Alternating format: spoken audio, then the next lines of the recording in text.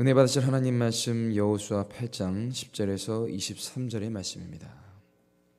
다 찾으셨으면 여호수아 8장 10절에서 23절의 말씀을 한 목소리로 봉독하겠습니다. 여호수아가 아침에 일찍이 일어나 백성을 점호하고 이스라엘 장로들과 더불어 백성이 앞서 아이로 올라가매 그와 함께한 군사가 다 올라가서 그 성읍 앞에 가까이 이르러 아이 북쪽에 진치니 그와 아이 사이에는 한 골짜기가 있더라. 그가 약 5천 명을 택하여 성읍 서쪽 베델과 아이 사이에 매복시키니 이와 같이 성읍 북쪽에는 온 군대가 있고 성읍 서쪽에는 복병이 있었더라. 여호수아가 그 밤에 골짜기 가운데로 들어가니 아이 왕이 이를 보고 그 성읍 백성과 함께 일찍 일어나 급히 나가 아라바 앞에 이르러 정한 때에 이스라엘과 싸우려 하나 성읍 뒤에 복병이 있는 줄은 알지 못하였더라. 여호수아와 온 이스라엘이 그들 앞에서 거짓으로 패한 척하여 광야 길로 도망하매 그 성읍에 있는 모든 백성이 그들을 추격하려고 모여 여호수아를 추격하며 유인함을 받아 아이 성읍을 멀리 떠나니 아이와 베델에 이스라엘을 따라가지 아니한 자가 하나도 없으며 성문을 열어놓고 이스라엘을 추격하였더라. 여호와께서 여호수아에게 이르시되 내 손에 잡은 단창을 들어 아이를 가리키라. 내가 이 성읍을 내 손에 넘겨주리라. 여호수아가 그의 손은 잡은 단창을 들어 그 성읍을 가리키니 그의 손을 드는 순간에 복병이 그들의 자리에서 급히 일어나 성읍으로 달려 들어가서 점령하고 곧 성읍에 불을 놓았더라. 아이 사람이 뒤를 돌아본즉 그 성읍의 연기가 하늘에 닿은 것이 보이니 이 길로도 저 길로도 도망할 수 없이 되었고 광야로 도망하던 이스라엘 백성은 그 추격하던 자에게로 돌아섰더라. 여호수아와 온 이스라엘이 그 복병이 성읍을 점령하고 성읍의 연기가 오름을 보고 다시 돌이켜 아이 사람들을 쳐 죽이고 복병도 성읍에서 나와 그들을 치매 그들이 이스라엘 중간에 든지라. 어떤 사람들은 이쪽에서 어떤 사람은 저쪽에서 쳐 죽여서 한 사람도 남거나 도망하지 못하게 하였고 아이 왕을 사로잡아 여호수아 앞으로 끌어왔더라. 아멘. 저는 오늘 여러분과 함께 읽은 여호수아 8장 10절에서 23절의 말씀을 본문으로 해서 하나님의 개입, 완전한 승리 이와 같은 제목으로 잠시 말씀의 은혜를 나누겠습니다. 우리 사랑하는 성도 여러분, 운동 경기 좋아하십니까? 운동 경기. 개인의 차이가 있겠지만 남녀노소 할 것 없이 이 박진감 넘치는 스포츠 경기는 일상에 지친 영혼에게 스트레스를 또 풀어주는 좋은 방법이 되기도 합니다. 특히 내년 2026년에는 우리 대한민국 국민이라면 모두 좋아하고 또 관심을 가질 만한 월드컵이 개최되는 해이기도 합니다. 뉴스에 보니까 우리나라가 국제축구연맹 피파라고 하죠. 거기에 랭킹 22위를 유지해서 오는 2026년 북중미 월드컵에 당당히 본선 추첨이 유력하다고 기사가 나왔습니다. 개인적으로 우리나라 축구팀이 좋은 성적을 거두었으면 참 좋겠습니다. 이런 국제 경기뿐 아니라 모든 운동 경기에 임하는 선수들의 목표는 이기는 것이죠. 그들은 짧게는 수년씩 길게는 십수년씩 수고와 인내의 피땀을 흘려 경기에 임합니다. 운동선수 중에 이기지 않고 다른 것을 위해 수고하는 선수는 없을 겁니다. 이처럼 이기는 것이 목표가 되는 집단이 또 있습니다. 바로 군대, 군인이죠. 그러나 군대의 더 큰 목적은 전쟁을 미연에 방지하는 겁니다. 이것은 싸우지 않고 이기는 것, 즉 싸우지 않고도 평화를 유지하는 것이라고 볼 수 있습니다. 그것은 상대방보다 압도적인 군사력이 있을 때 가능합니다. 그래서 오늘날 군대는 저마다 많은 병력을 자랑하고 최첨단 무기와 미사일로 중무장을 합니다. 특히 경제력이 뛰어난 국가, 한마디로 잘 먹고 잘 사는 나라일수록 국방비를 많이 지출하고 군과 군인에 대해 높은 명예와 대우를 또 해줍니다. 대표적으로 미국이 그렇습니다. 우리나라도 많이 좋아지긴 했지만 개인적으로 군의 간부들의 처우가 더 향상되기를 바라고 있습니다. 한편 명심해야 할 것은 그 모든 병력과 무기나 미사일도 만군의 하나님 앞에서는 아무런 쓸모가 없다는 것입니다. 시편 76편 5절에서 6절의 말씀입니다. 마음이 강한 자도 가진 것을 빼앗기고 잠에 빠질 것이며 장사들도 모두 그들에게 도움을 줄 손을 만날 수 없도다. 야곱의 하나님이여 주께서 꾸짖으심에 병고와 말이 다 깊이 잠들었나이다. 또한 신명기 20장 1절의 말씀에 내가 나가서 적군과 싸우려 할 때에 말과 병거와 백성이 너보다 많음을 볼지라도 그들을 두려워하지 말라. 애굽 땅에서 너를 인도하여 내신 내 하나님 여호와께서 너와 함께 하시느니라. 아멘. 우리 성도님들에게 이 말씀을 적용하면 어떻게 받아들일 수 있을까요?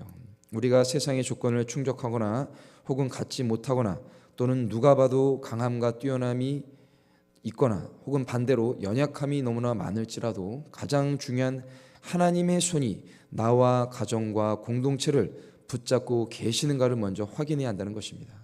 성도에게 있어서 개인의 능력과 환경과 조건보다 중요한 것은 하나님이 나와 함께 하시는가, 나는 하나님을 철저히 신뢰하고 맡기고 있는가이기 때문입니다. 그러므로 하나님의 백성이 진실로 세상의 악한 권세로부터 승리하기 위해서는 오늘 저와 여러분이 오직 완전한 대장 되시는 성령님과 동행하며 그분의 도우심을 받아 확실히 승리하여 하나님께 영광 돌리시는 성도님들이 되시기를 주님의 이름으로 간절히 축원을 드립니다. 오늘 여호수아는 하나님의 부르심과 당시 시대적 상황에 따라서 이스라엘을 이끄는 지도자이자 명장, 즉 이름난 장수였습니다. 특히 성경에서 그의 존재감을 나타낸 부분이 바로 출애굽기 17장의 아말렉과의 전투이죠. 출애굽기 17장 13절에 여호수아가 칼날로 아말렉과 그 백성을 쳐서 무찌르니라. 이 사건을 통해 여호수아는 일찍이 이스라엘이 치르는 전투가 하나님이 치러 주시는 전투라는 사실을 잘 알고 있었습니다. 그러나 사람은 망각의 존재이며 여호수아 역시 연약한 사람이라 실수했고 하나님의 징계의 쓴맛을 봤습니다. 그것이 여호수아 7장의 아간의 범죄로 인한 이스라엘의 아이성 참패 사건입니다. 그들은 난공불락의 여리고성을 정복한 이후 영광에 취해서인지 아이성 전투에서는 믿을 수 없을 정도로 참패하죠. 이 아이라는 이 히브리어의 뜻은 폐허, 잿더미라는 뜻을 담고 있습니다. 그렇게 볼품없는 아이성을 여호수아는 정복하지 못했습니다. 이는 아간이라는 사람 개인의 범죄로 인한 것이 결정적 원인이었지만 지도자 여호수아의 실수도 한 몫을 했다고 봅니다. 그는 사람들의 이야기 즉 2-3천 명만 올라가도 충분하다 이러한 말에 귀를 기울였고 이런 제안을 하나님 앞에 여쭙지도 않고 실행한 것이죠. 그렇게 참패한 여호수아는 하나님 앞에 철저히 엎드려 회개했고 그런 그에게 하나님은 다음과 같이 말씀하십니다. 여호수아 7장 10절에 여호와께서 여호수아에게 이르시되 일어나라 어찌하여 이렇게 엎드렸느냐. 하나님은 눈물로 참여하는 여호수아를 불쌍히 여기시며 그에게 일어나라고 말씀하십니다. 우리가 기억할 것은 우리의 실수와 잘못 그리고 연약함을 하나님 앞에 먼저 인정하면 주님은 우리를 불쌍히 여기시고 실패와 좌절의 자리에서 과감히 일어나도록 새 힘을 주신다는 사실입니다. 여호수아 8장 1절의 말씀입니다. 여호와께서 여호수아에게 이르시되 두려워하지 말라 놀라지 말라 군사를 다 거느리고 일어나 아이로 올라가 보라. 내가 아이 왕과 그의 백성과 그의 성읍과 그의 땅을 다 내 손에 넘겨 주었으니. 아멘. 하나님은 여호수아에게 두려워하지 말고 놀라지 말라라는 말씀을 주셨는데 이 말씀은 일찍이 그가 이스라엘 백성들의 리더가 되어서 리더로 세워져서 가나안 땅을 정복하려고 첫 발을 내디뎠을 때 받았던 말씀과 같습니다. 여호수아는 아마도 그때로 회상하며 싸울 의지를 다졌을지도 모르겠습니다. 뿐만 아니라 하나님이 여호와 니시 승리하는 하나님이시기 때문에 여호수아에게 이길 수 있는 방법도 알려주십니다. 오늘 본장 여호수아 8장 2절입니다. 너는 여리고와 그 왕에게 행한 것 같이 아이와 그 왕에게 행하되 오직 거기서 탈취할 물건과 가축은 스스로 가지라. 너는 아이성 뒤에 복병을 둘지니라 하시니. 여기서 복병이라는 히브리어 오레브는 엎드려 기다리다, 매복하다라는 뜻을 갖고 있습니다. 이것은 영적으로 어떤 의미가 있습니까? 매복을 통한 적에 대한 기만 전술은 사전에 치밀한 준비와 또 빠른 기동력이 무엇보다 요구되는 것입니다. 그래서 이것은 사람이 충분히 행할 수 있는 상황과 여건 속에서는 절대 게을리하지 말고 어떤 기적이나 세상적인 유행과 우연을 바라는 것을 경계하라는 의미도 있습니다. 이것은 학생이 충분한 실력이 있다고 스스로 자만하여 귀한 시간을 헛되게 보내고 공부하지 않는 것이나 운동선수나 음악가가 능력이 탁월하다고 여겨서 더 수고하고 노력하지 않는 것을 경계해야 하는 것과 같습니다. 진짜 프로들은 늘 자신이 부족하다고 여기면서 자신의 시력을 갈고 닦습니다. 그들의 연습 실력은 우리 같은 일반인의 상상을 훨씬 초월합니다. 그런데 그런 수고와 노력이 있기 때문에 그들은 늘 최고의 자리를 유지하는 것이죠. 무엇보다 자신과의 싸움에서 승리하며 우위에 서 있습니다. 특히 프로들은 그 누구보다 자신과의 싸움에서 지면 상대방에게도 진다고 생각을 합니다. 참 보고 배울 만한 점이죠. 오늘 여호수아도 그런 마음이 있었을 것입니다. 그는 무엇보다 첫 번째 실패를 되씹으면서 하나님의 말씀에 더욱 복종하려고 했습니다. 그것이 어떻게 드러납니까? 바로 여호수아의 근면성과 성실함, 그리고 주도 면밀한 계획 실천에서 잘 나타납니다. 오늘 여호수아 8장 10절에서 11절 말씀을 읽습니다. 여호수아가 아침에 일찍이 일어나 백성을 점호하고 이스라엘 장로들과 더불어 백성에 앞서 아이로 올라가매 그와 함께한 군사가 다 올라가서 그 성읍 앞에 가까이 이르러 아이 북쪽에 진치니 그와 아이 사이에는 한 골짜기가 있더라. 아멘. 여호수아는 일찍 기상해서 백성을 점호했습니다. 그는 전투에 나갈 인원을 직접 호명하면서 전의를 불태웠을 것입니다. 그리고 장로들과 함께 백성 앞에서 전진했습니다. 이것은 그가 백성들의 사기를 높이기 위한 적극적인 지도자의 자세를 보여주며 지도자로서 참된 본을 보여주었다는 것을 말합니다. 따르는 사람들이 있죠. 즉 구성원들은 조직의 어떤 모습에 최선을 다할까요? 물질적 보상일까요? 그런 것이 일시적인 동기부여는 될 수 있지만 감동을 주지는 못합니다. 그보다 더 깊은 감동을 주고 원동력이 되는 것은 자신을 이끄는 지도자가 앞장서서 맡은 바 사명을 감당하기 위해 최선을 다하며 헌신할 때 그 모습을 보고 배우며 최대의 능력을 공동체가 발휘할 수 있는 것입니다. 이는 크고 작은 공동체에서 리더로 세움을 받은 모든 영혼이 반드시 본받아야 할 모습인 것입니다. 그래서 베드로전서 5장 2절에서 4절 말씀에 너희 중에 있는 하나님의 양무리를 치되 억지로 하지 말고 하나님의 뜻을 따라 자원함으로 하며 더러운 이득을 위하여 하지 말고 기꺼이 하며 맡은 자들에게 주장한 자세를 하지 말고 양무리의 본이 되라. 그리하면 목자장이 나타나실 때에 시들지 아니하는 영광의 관을 얻으리라. 아멘. 그러나 오늘날 일부 재직들은 교회 내에서 어떤 수고로운 일이 있으면 조용히 사라지는 경우가 종종 있습니다. 대표적으로 예배에서 그 모습이 잘 보이지 않죠. 공동체의 리더가 누구도 납득할 수 없는 합당한 이유가 아닌 이상 특정 예배에 나오지 않으면 구성원에게도 당당히 권면할 수 없고 구성원도 따르지 않습니다.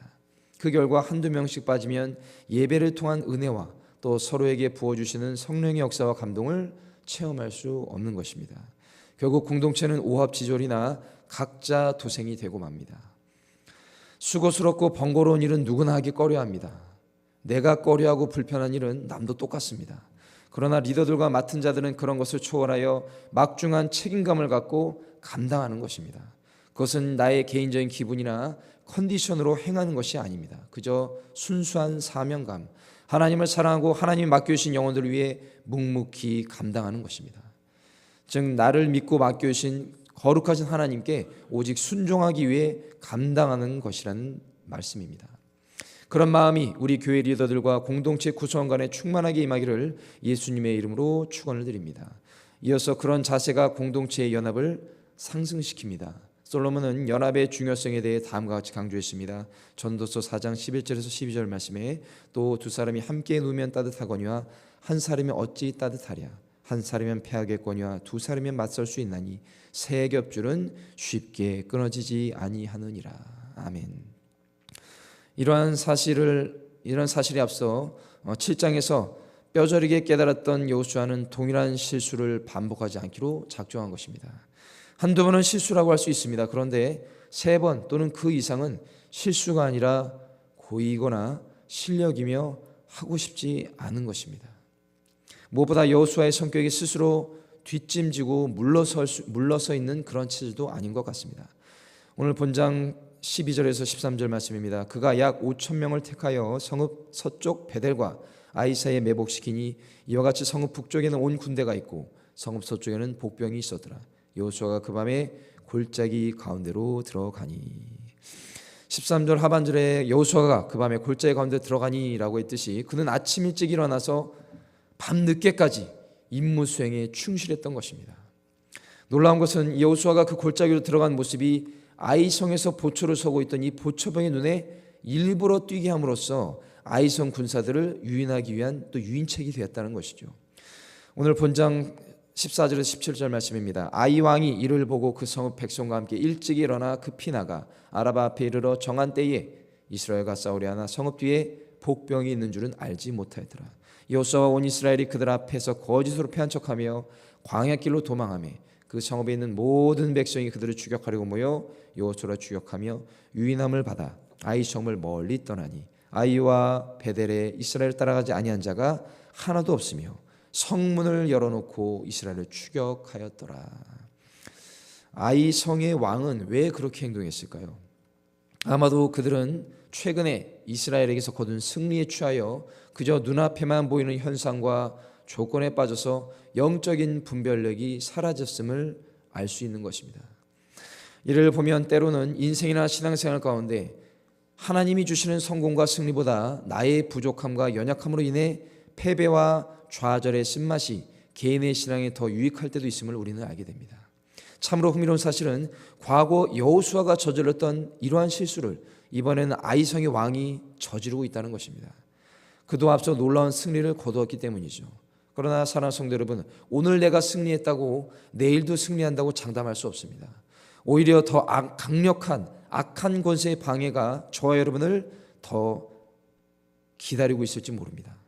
베드로는 예수님의 칭찬을 누구보다 많이 받은 제자였으나 주님이 십자가 사건을 말씀하시자 결코 주님을 부인하지 않고 떠나지 않겠다고 단언했습니다. 그러나 정작 끔찍한 십자가 고난을 받고 계신 그 예수님을 보고 철저히 부인하며 저주까지 했습니다. 그러나 그는 예수님께 회개하며 성령으로 충만을 받아 위대한 사도로 쓰임을 받았습니다. 사도행전 4장 8절에서 10절 말씀에 이에 베드로가 성령이 충만하여 이르되 백성의 관리들과 장로들아 만일 병자에게 행한 착한 일에 대하여 이 사람이 어떻게 구원을 받았느냐고 오늘 우리에게 질문한다면 너희와 모든 이스라엘 백성들은 알라 너희가 십자가에 못 박고 하나님이 죽은 자 가운데 살리신 나사렛 예수 그리스도의 이름으로 이 사람이 건강하게 되어 너희 앞에 섰느니라. 아멘. 사랑하는 성도 여러분, 하나님의 일은 결코 나의 인간적인 생각이나 의지 그리고 계획 즉 힘으로 이룰 수 없습니다. 신앙생활에서 하나님의 뜻대로 살며 승리하는 방법 오직 하나입니다. 그것은 성령님을 인정하고 환영하며 내 주인으로 철저히 모셔드리고 나의 모든 것을 맡겨드리는 것입니다. 그래서 스가랴 선지자에게 하나님은 다음과 같이 말씀하십니다.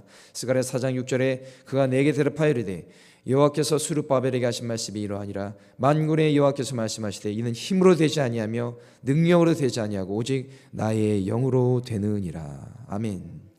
이어서 하나님은 여호수아에게 더욱 구체적인 지시를 내려주십니다. 오늘 본장 18절에서 19절 말씀입니다. 여호와께서 여호수아에게 이르시되 내 손에 잡은 단창을 들어 아이를 가리키라. 내가 이 성읍을 내 손에 넘겨주리라. 여호수아가 그의 손에 잡은 단창을 들어 그 성읍을 가리키니 그의 손을 드는 순간에 복병이 그들의 자리에서 급히 일어나 성읍으로 달려 들어가서 점령하고 곧 성읍에 불을 놓았더라. 아멘. 여호수아는 하나님의 명령대로 손에 잡은 단창을 들어 아이성을 향했습니다. 19절의 말씀처럼 여호수아가 손을 드는 순간 하나님이 배치하려고 하신 그 복병들이 기습 공격을 하며 아이성을 점령한 것이죠. 여기서 우리는 과거 하나님께서 이스라엘이 전투에서 승리를 얻은 장면을 다시 회상할 수 있습니다. 그것은 여호수아가 아말렉과의 전투에서 승리하게 되는 결정적인 원인으로 모세가 하나님께 두 손을 들어 기도한 사실입니다. 출애굽기 17장 11절 말씀에 모세가 손을 들면 이스라엘이 이기고 손을 내리면 아말렉이 이기더니. 여러분, 손을 든다는 것은 표면적으로 하나님께 기도를 올린다는 것입니다. 또 손은 사람에게 있어서 매우 중요한 것들을 실행할 수 있는 주요 수단이 되지요. 그런 차원에서 손을 하늘을 향해 든다는 것은 하나님의 절대 주권을 인정하면서 모든 것을 주님께 맡겨드리는 동시에 절대 순종을 의미하는 것입니다. 시편 63편 3절의 4절 말씀에 주의 인자하심 생명보다 나음으로 내 입술이 주를 찬양할 것이라. 이름으로 나의 평생에 주를 송축하며 주의 이름으로 말미암아 나의 손을 들리이다. 아멘. 사랑하는 성도 여러분, 오늘 우리가 기도할 때 이러한 실질적인 두 손을 들어 기도한 것도 참으로 좋겠지만 내 마음의 손을 들어 하나님께 집중하여 기도하기를 주님의 이름으로 축원을 드리겠습니다. 오늘 본장 20절에서 23절의 말씀을 읽습니다. 아이 사람이 뒤를 돌아본즉 그 성읍의 연기가 하늘에 닿은 것이 보이니 이 길로도 저 길로도 도망할 수 없이 되었고 광야로 도망하던 이스라엘 백성은 그 추격하는 자에게로 돌아섰더라. 여호수아와 온 이스라엘이 그 복병이 성읍을 점령함과 성읍의 연기가 오름을 보고 다시 돌이켜 아이 사람들을 쳐 죽이고 복병도 성읍에서 나와 그들을 치매 그들이 이스라엘 중간에 든지라. 어떤 사람들은 이쪽에서 어떤 사람은 저쪽에서 쳐 죽여서 한 사람도 남거나 도망하지 못하게 하였고 아이 왕을 사로잡아 여호수아 앞으로 끌어왔더라. 아멘. 성이 불에 타 연기가 올라간 것은 매복 작전의 성공을 의미합니다. 물론 아직 전투가 끝나지는 않았지만 연기가 오른 것을 통해 전세는 완전히 뒤집어지게 된 것은 틀림없지요. 거짓으로 패한채하며 도망가던 이스라엘 군사들은 복병들이 아이 성에서 피운 연기를 봄과 동시에 사기를 충전하여 방향을 돌이켜서 공격하는 입장이 된 것입니다. 반면 자신들의 성읍에 연기가 오른 것을 본 아이 성 군사들은 자신들이 상대편 군사들의 작전에 말려들었다는 것을 깨닫고 당황하면서 전투 대열이 흐트러졌습니다. 이처럼 조직의 대열은 세우기는 어렵고 잘 세워지면 견고하지만 한번 균열이 생겨서 흐트러지면 원래대로 견고하게 진영을 맞추기가 매우 어려운 것입니다. 왜냐하면 대열이 갖춰졌을 때는 그 안정감으로 인해 개인의 생각이 하나로 잘 응집이 되는데 어떤 이유로 대열이 틀어지면 이는 개인의 생각이 영향을 미치고 그 결과 공동체의 균열을 불러오기 때문입니다. 개인의 신앙의 대열도 크게 다르지 않습니다. 교회 중심의 신앙생활, 예배 중심의 신앙생활, 받은 은혜를 삶에 적극 실천하는 신앙생활은 몇 번을 강조해도 부족함이 없습니다. 늘 스스로 말씀과 기도로 대열을 점검하며 관심을 갖고 바라봐야 합니다. 나의 신앙 상태를 잘 점검하는 영혼은 다른 사람의 신앙 상태도 잘 확인할 수 있고 남이 원한다면 아름답게 도움의 손길을 내밀 수도 있습니다. 그래서 오늘 여호수아를 중심으로 이스라엘 백성이 아이성 군대를 완전히 포위하여 한 명의 적군도 남거나 도망하지 못하게 만든 것이죠. 사랑하는 성도 여러분, 이처럼 하나님의 뜻에 반대되고 우리의 신앙을 방해하며 조금의 유익도 없는 이 악한 권세의 것들은 조금도 살려두지 말고 성령의 검으로 깨끗이 제거하시기 바랍니다. 그냥 둔다면 언제라도 나의 믿음을 흔들 수 있기 때문이죠. 혹 여호수아처럼 여러분이 실패했더라도 더는 과거의 실수에 빠져있지 말고 일으켜주신 하나님을 바라보며 거룩한 믿음의 행진을 전진하시기를 주님의 이름으로 간절히 축원을 드립니다. 말씀을 맺겠습니다. 오늘 여호수아는 이스라엘이 진정한 승리를 얻기 위해서는 오직 하나의 방법밖에 없다는 것을 알았고 이를 적극 실천했습니다. 그것은 하나님께 맡겨드리고 하나님의 계획을 따르는 것입니다. 하나님이 하시고 또 하나님께서 명령하신 대로 행하면 100번 싸워서 100번 이깁니다. 그러나 오늘날 많은 성도들이 이러한 영적 진리를 모른 채 나의 힘으로 문제를 해결하려고 하며 해결은커녕 더 악화되는 경우도 많이 봅니다.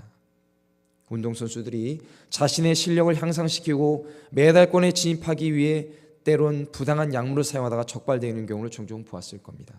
그들은 자신의 실력이 아니라 부당한 약물에 의존했고 그 결과 운동선수로서 자격이 정지되거나 심지어 박탈당하는 경우도 생깁니다. 좋은 성적을 내고 싶은 운동선수의 마음을 이해하지 못하는 바는 아니지만 선수로서의 양심은 먼저 지켜야 하며 그것이 스포츠의 정신이죠. 또 그릇된 욕심과 아니란 생각 때문에 남의 노력을 가로채는 것은 절대 인정받을 수 없는 일입니다. 그리스도인의 삶도 다르지 않습니다. 우리가 하나님께 온전히 맡기고 내가 할 수 있는 일을 최선을 다하면 나머지 내가 할 수 없는 것은 하나님께서 친히 해결하시고 도와주시는 것입니다. 그것이 하나님을 신뢰하는 것이며 그것이 구원받은 자녀의 진정한 모습입니다. 살면서 큰 일이든 작은 일이든 하나님 앞에 먼저 엽죽는 습관을 들이면 그분의 음성을 듣게 될 것입니다. 그리하면 실수도 합력하여 선으로 바꾸시고 안 좋은 일은 더 좋은 일로 바꾸시며 부족한 우리의 연약함을 통해 거룩하신 하나님이 친히 영광 받으시고 세상 가운데 주님이 주시는 완전한 승리가 선포될 것입니다. 저 여러분이 이러한 축복의 도구가 되어서 주변에 승리의 예수님을 전하는 손길이 되기를 예수님의 이름으로 간절히 축원을 드립니다. 기도하겠습니다.